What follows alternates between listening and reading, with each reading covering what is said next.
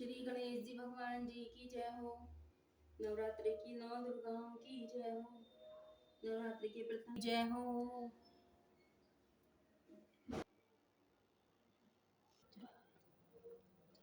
नवरात्रि के प्रथम दिन की मां शैलपुत्री देवी की जय हो। नवरात्रि की 9 दुर्गाओं की जय हो। नवरात्रि श्री दुर्गाय नमः। दुर्गा सप्तशती का प्रथम अध्याय। पहला अध्याय। मेधा ऋषि का राजा सूरत और समाधि को भगवती की महिमा बताते हुए मधुकैटभ वध का प्रसंग सुनाना। विनियोग। ओम प्रथम चरित्र के ब्रह्मा ऋषि महाकाली देवता गायत्री छंद नंदा शक्ति रक्त दांति का बीज अग्नि तत्व और ऋग्वेद स्वरूप हैं। श्री महाकाली देवता की प्रसन्नता के लिए प्रथम चरित्र के जप में विनियोग किया जाता है। ध्यान। भगवान विष्णु के सो जाने पर मधु और कैटभ को मारने के लिए कमल जन्मा ब्रह्मा जी ने जिनका स्तवन किया था उन महाकाली देवी का मैं सेवन करती हूँ। वे अपने 10 हाथों में खड्ग चक्र गदा बाण धनुष पारी शूल भुसुंडी मस्तक और शंख धारण करती हैं। उनके 3 नेत्र हैं। वे समस्त अंगों में दिव्य आभूषणों से विभूषित हैं।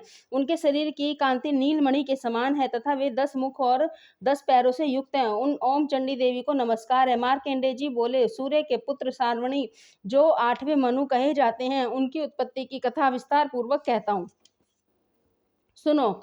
सूर्य कुमार महाभाग सार्वणी भगवती महामाया के अनुग्रह से जिस प्रकार मनवंतर के स्वामी हुए वही प्रसंग सुनाता हूँ। पूर्व काल की बात है। स्वरोचित मनवंतर में सूरत नाम के एक राजा थे जो चैत्र वंश में उत्पन्न हुए थे। उनका समस्त भूमंडल पर अधिकार था। वे प्रजा का अपने और से पुत्रों की भांति धर्म पूर्वक पालन करते थे। तो भी उस समय कोला विध्वंसनी नाम के क्षत्रिय उनके शत्रु हो गए। राजा सूरत की दंड नीति बड़ी प्रबल थी। उनका शत्रुओं के साथ संग्राम हुआ। यद्यपि कौल विध्वंसनी संख्या में कम थे तो भी राजा सूरत युद्ध में उनसे परास्त हो गए। तब वे युद्ध भूमि से अपने नगर को लौट आए और केवल अपने देश के राजा होकर रहने लगे। किंतु वहां भी उन प्रबल शत्रुओं ने उस समय महाभाग राजा सूरत पर आक्रमण कर दिया। राजा का बल क्षीण हो चला था, इसलिए उनके दुष्ट बलवान एवं दुरात्मा मंत्रियों ने वहां उनकी राजधानी में भी राजकीय सेना और खजाने को हथिया लिया। सूरत का प्रभुत्व नष्ट हो चुका था, इसलिए वे शिकार खेलने के बहाने घोड़े पर सवार हो वहां से अकेले ही एक घने जंगल में चले गए। वहां उन्होंने विप्रवर मेधा मुनि का आश्रम देखा, जहाँ कितने ही हिंसक जीव परम शांत भाव से रहते थे। मुनि के बहुत से शिष्य उस वन की शोभा बढ़ा रहे थे। वहां जाने पर मुनि ने उनका सत्कार किया और वे उन मुनि श्रेष्ठ के आश्रम पर इधर उधर विचरते हुए कुछ काल तक रहे। फिर ममता से आकृष्ट चित्त होकर वहां इस प्रकार चिंता करने लगे, पूर्व काल में मेरे पूर्वजों ने जिसका पालन किया था वही नगर आज मुझसे रहित है। पता नहीं मेरे दुराचारी भ्रात्यगण उनकी धर्म पूर्वक रक्षा करते हैं या नहीं। जो सदा मद की वर्षा करने वाला और सूरवीर था वह मेरा प्रधान हाथी अब शत्रुओं के अधीन होकर ना जाने किन भोगों को भोगता होगा। जो लोग मेरी कृपा धन और भोजन पाने से सदा मेरे पीछे पीछे चलते थे वे निश्चय ही अब दूसरे राजाओं का अनुसरण करते होंगे। उन अपव्ययी लोगों के द्वारा सदा खर्च होते रहने के कारण अत्यंत कष्ट से जमा किया हुआ मेरा वह खजाना खाली हो जाएगा। ये तथा और भी कई बातें राजा सूरत निरंतर सोचते रहते थे। एक दिन उन्होंने वहां विप्रवर मेधा के आश्रम के निकट एक वैश्य को देखा। उससे पूछा, भाई तुम कौन हो? यहाँ तुम्हारे आने का क्या कारण है? तुम क्यों शोकग्रस्त और अंत में अनमने से दिखाई देते हो? राजा सूरत का यह प्रेम पूर्वक कहा हुआ वचन सुनकर वैश्य ने विनीत भाव से उन्हें प्रणाम करके कहा। वैश्य बोला, राजन, मैं धनियों के कुल में उत्पन्न एक वैश्य हूँ। मेरा नाम समाधि है। मेरे दुष्ट स्त्री पुत्रों ने धन के लोभ से मुझे घर से बाहर निकाल दिया है। मैं इस समय धन और स्त्री पुत्रों से वंचित हूँ। मेरे विश्वसनीय बंधुओं ने मेरा ही धन लेकर मुझे दूर कर दिया है, इसलिए दुखी होकर मैं वन में चला आया हूँ। यहाँ रहकर मैं इस बात को नहीं जानता कि मेरे पुत्रों की, स्त्री की और स्वजनों की कुशल है या नहीं। इस समय घर में वे कुशल से हैं, रहते हैं या उन्हें कोई कष्ट है? वे मेरे पुत्र कैसे हैं? क्या वे सदाचारी हैं अथवा दुराचारी हो गए हैं? राजा ने पूछा, जिन लोभी स्त्री पुत्र आदि ने धन के कारण तुम्हें घर से निकाल दिया था, उनके प्रति तुम्हारे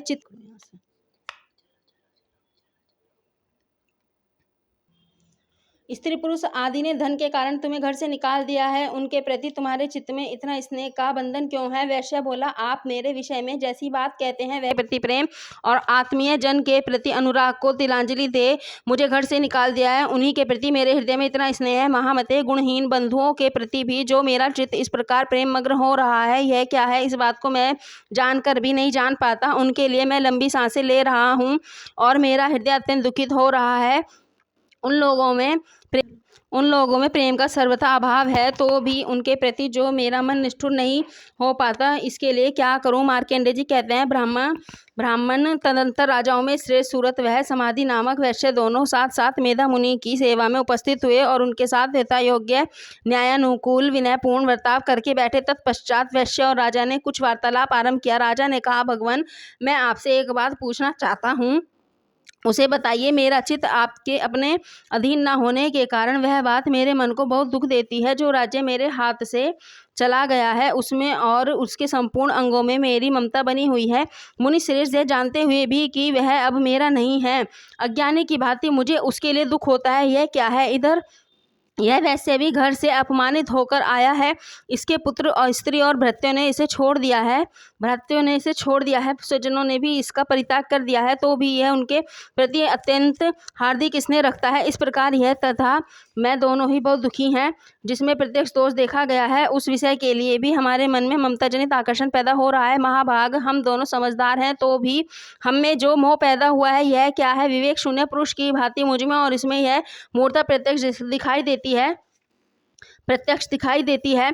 ऋषि बोले, महाभाग, विषय मार्ग का ज्ञान सब जीवों का है, इसी प्रकार विषय भी सबके लिए अलग अलग हैं। कुछ प्राणी दिन में नहीं देखते और दूसरे रात में नहीं देखते, तथा कुछ जीव ऐसे हैं जो दिन और रात्रि में बराबर देखते हैं।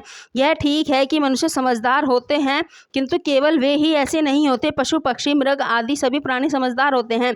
मनुष्य की समझ भी वैसी ही होती है जैसी उन मृग और पक्षियों की होती है, तथा जैसी मनुष्य की होती है वैसी उन मृग पक्षी आदि की होती है। यह तथा अन्य बातें भी प्राय दोनों में समान ही है। समझ होने पर भी इन पक्षियों को तो देखो, ये स्वयं भूख से पीड़ित होते हुए भी मोहवश बच्चों की चोंच में कितने चाव से अन्न के दाने डाल रहे हैं। नरश्रेष्ठ, क्या तुम नहीं देखते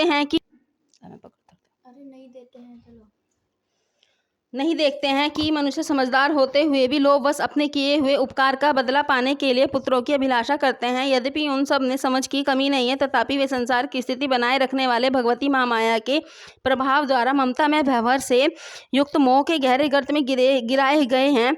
इसलिए इसमें आश्चर्य नहीं करना चाहिए। जगदीश्वर भगवान विष्णु की योग निद्रा रूपा जो भगवती महामाया है, उन्हीं से यह जगत मोहित हो रहा है।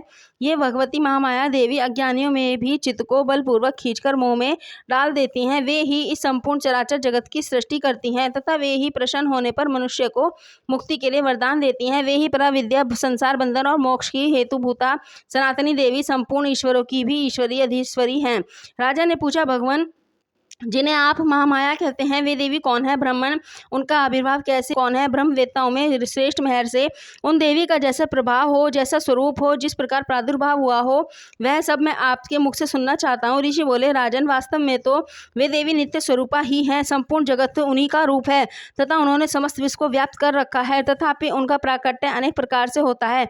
वह मुझसे सुनो। यद्यपि वे नित्य और अजन्मा है, तथापि जब देवताओं का कार्य सिद्ध करने के लिए प्रकट होती हैं उस समय लोक में उत्पन्न हुई कहलाती हैं। कल्प के अंत में जब संपूर्ण जगत एकांत वन में निमग्न हो रहा था और सबके प्रभु भगवान विष्णु शेषनाग की सैया बिछाकर योग निद्रा का आश्रय ले सो रहे थे, उस समय उनके कानों में मैल से दो भयंकर असुर उत्पन्न हुए जो मधु और कैटभ के नाम से विख्यात थे। वे दोनों ब्रह्मा जी का वध करने को तैयार हो गए।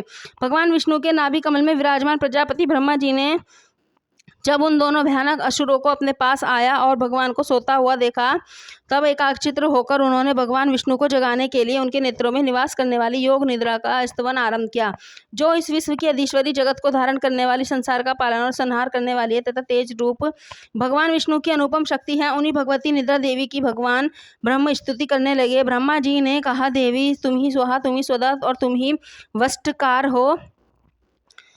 स्वर भी तुम्हारे ही स्वरूप हैं। तुम ही जीवनदायिनी सुधा हो। नित्य अक्षर प्रणव ने अकार, उकार, मकार इन तीनों मात्राओं के मात्राओं के रूप में तुम ही स्थित हो, तो तथा इन 3 मात्राओं के अतिरिक्त जो बिंदु रूपा नृत्य अर्धमात्रा है जिसका विशेष रूप से उच्चारण नहीं किया जा सकता, वह भी तुम ही हो।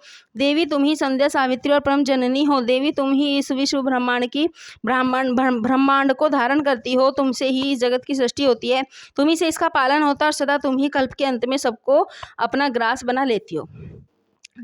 जगन्मयी देवी, इस जगत की उत्पत्ति के समय तुम सृष्टि रूपा हो, तुम पालन काल में स्थिति रूपा हो और कल्पांत के समय संहार रूप धारण करने वाली हो। तुम ही महाविद्या, महामाया, महामेधा, महास्मृति, महामोह स्वरूपा, महादेवी और महाशुरी हो। तुम ही तीनों गुणों को उत्पन्न करने वाली सबकी प्रकृति हो। भयंकर, कालात्रि, महारात्रि और मोहरात्रि भी तुम ही हो। तुम ही श्री, तुम ही ईश्वरी, तुम ही शीम, तुम ही वेद बोध स्वरूपा बुद्धि हो। लज्जा, पुष्टि, तुष्टि, शांति और क्षमा भी तुम ही हो। तुम खड्ग धारणी, शूल धारणी, घोर रूपा और गदा, शंख, चक्र और धनुष धारण करने वाली हो। बाण, भुसुंडी और परिघ ये भी तुम्हारे अस्त्र हैं। तुम सौम्य और सौम्यतर हो। इतना ही नहीं, जितने भी सौम्य और सुंदर पदार्थ हैं उन सब की अपेक्षा तुम अत्यधिक सुंदरी हो। पर और अपर, तुमसे सबसे परे रहने वाली परमेश्वरी तुम ही हो। सर्वस्वरूप देवी, कहीं भी सत असत रूप जो कुछ वस्तुएं हैं और उन सब की जो शक्ति है वह तुम ही हो। ऐसी अवस्था में तुम्हारी स्तुति क्या हो सकती है जो इस जगत की सृष्टि, पालन और संहार करते हैं। उन भगवान को भी जब तुमने निद्रा के अधीन कर दिया तब तुम्हारी स्तुति करने में यहाँ कौन समर्थ हो सकता है। मुझको, भगवान शंकर को तथा भगवान विष्णु को भी तुमने ही शरीर धारण कराया है, अतः तुम्हारी स्तुति करने की शक्ति किसमें है देवी।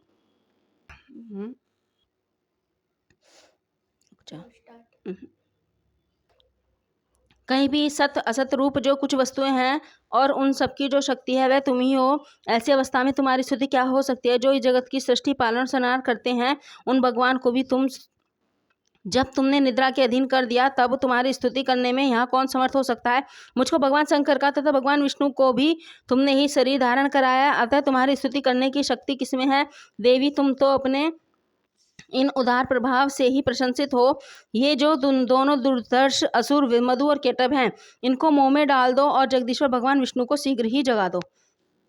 साथ ही इनके भीतर इन दोनों महान असुरों को मार डालने की बुद्धि उत्पन्न कर दो। ऋषि कहते हैं, राजन, जब ब्रह्मा जी ने महामधु और केटभ को मारने के उद्देश्य से भगवान विष्णु को जगाने के लिए तमोगुण की अधिष्ठात्री देवी योग निद्रा की इस प्रकार स्तुति की, तब वे भगवान के नेत्र, मुख, नासिका, बाहु, हृदय और वक्ष स्थल से निकलकर अव्यक्त जन्मा ब्रह्मा जी की दृष्टि के समक्ष खड़ी हो गईं। योग निद्रा से मुक्त हो जाने पर जगत के स्वामी भगवान जनार्दन उस एकार्णव के जल में शेषनाग की सैया से जाग उठे। फिर उन्होंने उन दोनों असुरों को देखा। वे दुरात्मा मधु और केटभ अत्यंत बलवान और पराक्रमी थे और क्रोध से लाल आंखें किए ब्रह्मा जी को खा जाने के लिए उद्योग कर रहे थे।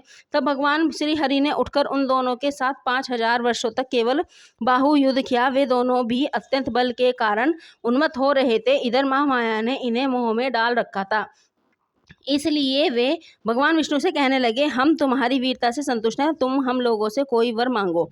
श्री भगवान बोले, यदि तुम दोनों मुझ पर प्रसन्न हो तो अब मेरे हाथों से मारो जाओ। बस इतना सा ही मैंने वर मांगा है, यहाँ दूसरे किसी वर से मेरा क्या लेना है। ऋषि कहते हैं, इस प्रकार धोखे में आ जाने पर जब उन्होंने संपूर्ण जगत में जल ही जल देखा, तब कमल नयन भगवान से कहा, जहाँ पृथ्वी जल में डूबी ना हो, जहाँ सूखा स्थान हो, वहीं हमारा वध करो। ऋषि कहते हैं, तब तथास्तु कहकर शंख, चक्र और गदा धारण करने वाले भगवान ने उन दोनों के मस्तक अपनी जांघ पर रखकर चक्र से काट डाले। इस प्रकार वे देवी महामाया ब्रह्मा जी की स्तुति करने पर स्वयं प्रकट हुई थी। अब पुनः तुमसे उनके प्रभाव का वर्णन करता हूँ, सुनो। इस प्रकार से मार्कंडेय पुराण सार्वजनिक मनवंतर की कथा के अंतर्गत देवी महात्म्य मधु केटभ वध नामक पहला अध्याय संपूर्ण हुआ। बोलिए श्री नवरात्रि की 9 दुर्गाओं की जय हो।